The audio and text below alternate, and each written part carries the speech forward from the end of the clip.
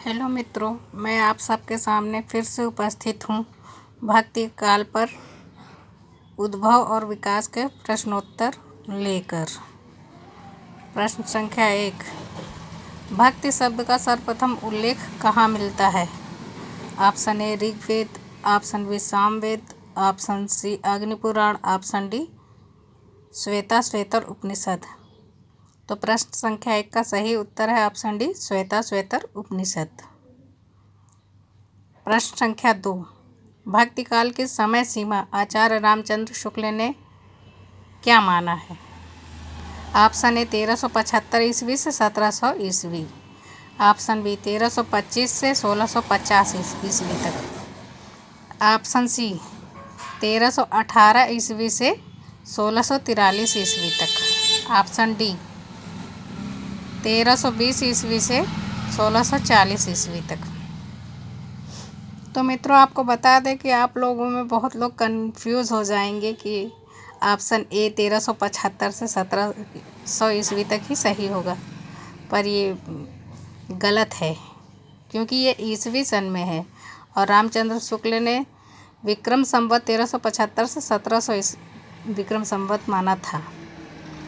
तो इसका सही उत्तर होगा 1318 से 1643 ईस्वी सन में बदलने के लिए विक्रम संवत में 57 वर्ष माइनस किया जाता है।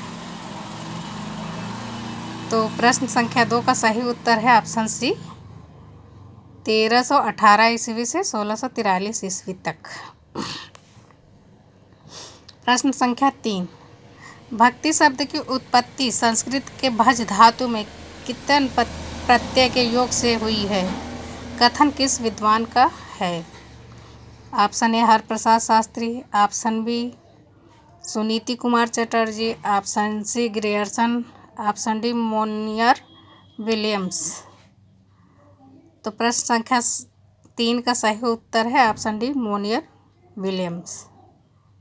प्रश्न संख्या 4, बिजली की चमक के समान अचानक समस्त पुराने धार्मिक मतों के अंधकार के ऊपर एक नई बात दिखाई दी। कथन किस विद्वान का है? Option A Smith, option B Keith, option C Grierson, option D Weber. तो मित्रों, प्रश्न संख्या 4 का सही उत्तर है ऑप्शन सी ग्रियर्सन। प्रश्न संख्या 5, भक्तिकालीन साहित्य सर्वप्रथम किस भाषा में रचा गया? Option A Sanskrit, option B Pali, option C Kannada, option D Tamil. तो मित्रों, आपको बता दें कि भक्तिकालीन साहित्य सर्वप्रथम तमिल भाषा में लिखा गया। प्रश्न संख्या 5 का सही उत्तर है ऑप्शन डी तमिल भाषा।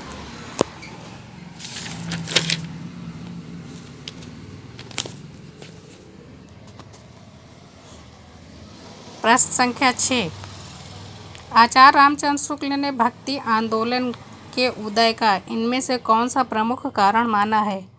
ऑप्शन ए ईसाई धर्म का प्रभाव, ऑप्शन बी हिंदू की पराजित मनोवृत्ति, ऑप्शन सी गीता का भक्ति योग, ऑप्शन डी स्वतः चिंतन का विकास। तो मित्रों, आपको बता दें प्रश्न संख्या 6 का सही उत्तर है ऑप्शन बी हिंदुओं की पराजित मनोवृत्ति। प्रश्न संख्या 7, आलवार भक्तों का मूल निवास स्थान कहाँ था? ऑप्शन ए पूर्वी भारत, ऑप्शन बी पश्चिमी भारत, ऑप्शन सी उत्तरी भारत, ऑप्शन डी दक्षिणी भारत। तो प्रश्न संख्या 7 का सही उत्तर है ऑप्शन डी दक्षिणी भारत। प्रश्न संख्या 8, आलवार भक्तों की संख्या कितनी थी? Option A 10, option B 12, option C 14, option D 16।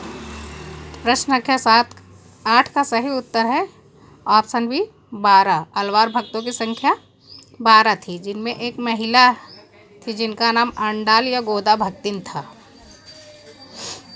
Alvar भक्त किसको कहा जाता है?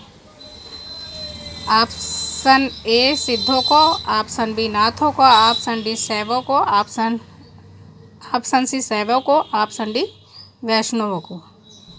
प्रश्न संख्या 9 का सही उत्तर है ऑप्शन डी वैष्णवों को। नयनार भक्त किसको कहा जाता है? ऑप्शन ए शाक्तों को, ऑप्शन बी शैवों को, ऑप्शन सी जैनों को, ऑप्शन डी वैष्णवों को। तो मित्रों प्रश्न संख्या 10 का सही उत्तर है शैवों को, ऑप्शन बी शैवों को कहा जाता है। प्रश्न संख्या 11, नयनार भक्तों की संख्या कितनी थी? Option A 43, option B 53, option C 63, option D 73। तो मित्रों आपको बता दें कि नयनार भक्तों की संख्या ऑप्शन सी 63 थी।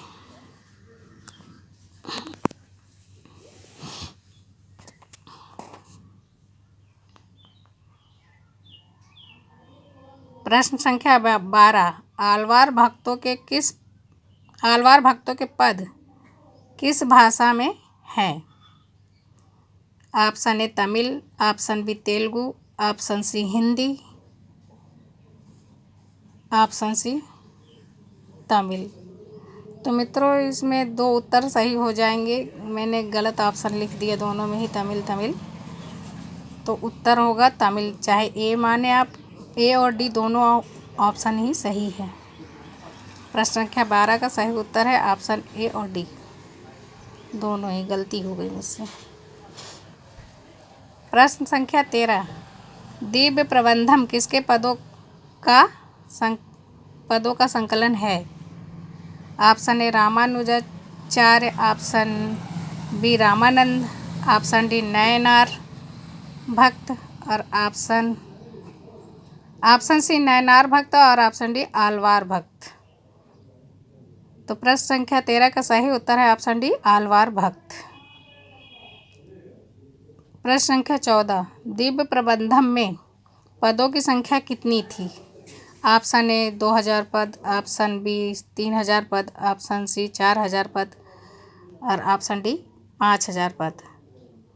प्रश्न संख्या सही का उत्तर है ऑप्शन सी 4000 पद। दिव्य प्रबंधम में 4000 पद थे। प्रश्न संख्या 15, भक्ति को ईसाइयत की देन किसने माना? प्रश्न संख्या option A Ramchandra Shukla, option B George Grierson, option C doctor Ram Kumar Verma, option D Hazari Prasad Dwivedi ji. तो मित्रों प्रश्न संख्या 15 का सही उत्तर है जॉर्ज ग्रियर्सन, ऑप्शन बी। प्रश्न संख्या 16, भक्ति का उदय मुस्लिम संस्कृति का परिणाम है किसने माना? Option A Humayun, option B doctor Abid Hussain, option C doctor Kabir, option D इन सभी ने। तो मित्रों प्रश्न संख्या 16 का सही उत्तर है इन सभी ने। प्रश्न संख्या 16 का सही उत्तर है इन सभी ने, ऑप्शन डी। प्रश्न संख्या 17, भक्ति का उदय ऐतिहासिक सामाजिक शक्तियों के रूप में जनता के दुखों व कष्टों से किसने माना है? Option A Muktibodh, option B Gulab Rai, option C Ramchandra Shukla, option D Ram Kumar Verma. तो मित्रों प्रश्न संख्या 17 का सही उत्तर है ऑप्शन ए मुक्तिबोध जी का पूरा नाम है गजानंद माधव मुक्तिबोध।